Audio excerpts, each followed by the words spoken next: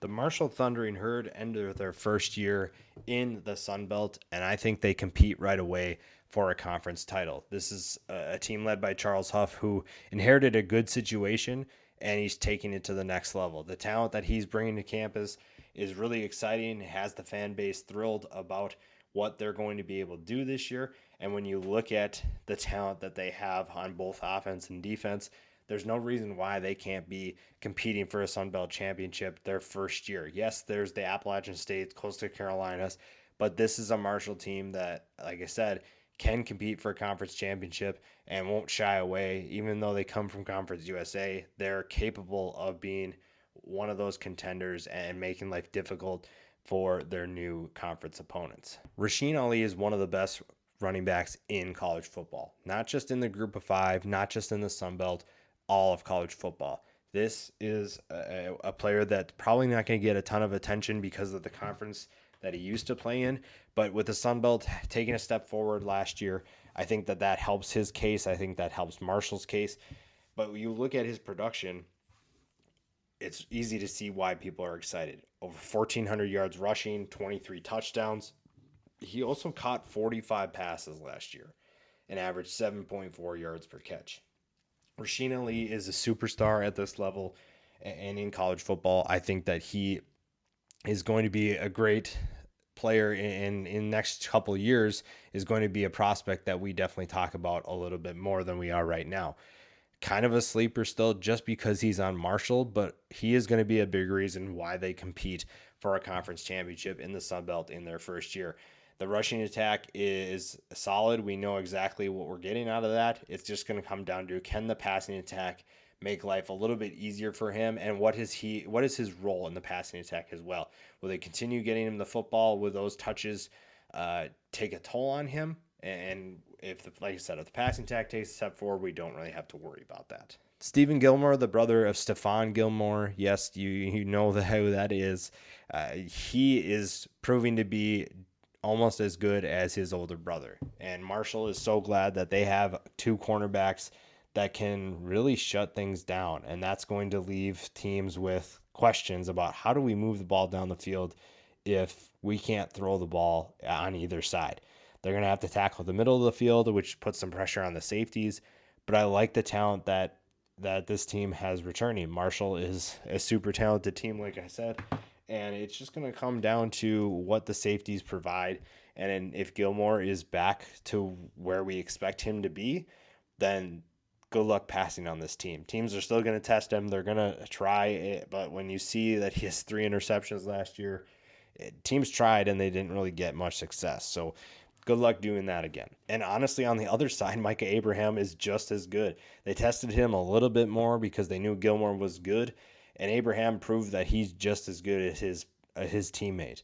So throwing the ball against Marshall, you almost want to find different options, but given how you have to throw the ball to balance out your offense, it's just going to be pick your poison. Whether you want to test Gilmore or Abraham, it's really up to you. But these two are shutdown corners that will affect a game. They will influence an offense, and if you can't throw the ball against them, you're in for a long day. Linebacker Abraham Beauplan took a step forward in a big way, and that's what Marshall needed from him. When you look at what he did for this defense, led the team in tackles with 110, also had 11 tackles for loss. I think teams were kind of focused on Eli Neal and what he can do, and we'll talk about him in a little bit.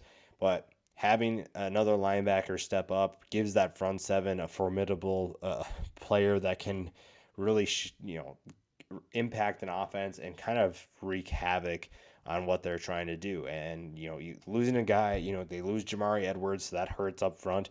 They return a couple guys that we'll be talking about here in a little bit, but having Beauplan back is huge as well. Now, Texas Tech transfer Henry Colombi comes in to be the quarterback, and he has a lot of options at wide receiver, and we just talked about Rasheen Ali, but Corey Gamage is his top target should he find chemistry with him. 869 yards last year, and I think that he can be an even more impactful player in 2022. Columbia, like I said, is going to inherit a good situation offensively. Now, the offensive line does have some concerns, but in terms of the skill positions, they are just fine. We talked about Neal, the linebacker, the veteran linebacker, comes back for yet another year after a 96 tackle season. He also had 7 tackles for loss, 5.5 sacks, and 2 fumble recoveries. A very productive player for this defense, one that is going to be just as good as they were last year, even with some of the losses that they see. And so that's going to be huge for them, especially in the front seven. The front seven might be a little bit more greener than the linebackers. The defensive line will be more greener than the linebackers, but that's still it's still an exciting time for this defense, and I think that they're going to be a big reason why Marshall is competing for a conference championship. Jayden Harrison is more of a kick returner last year, averaged 25 yards per kick return. He's explosive, and if they can find a way to get him more involved in the offense, this passing attack is going to be a nightmare. And we talked about how much of a nightmare Rasheen Ali is to stop.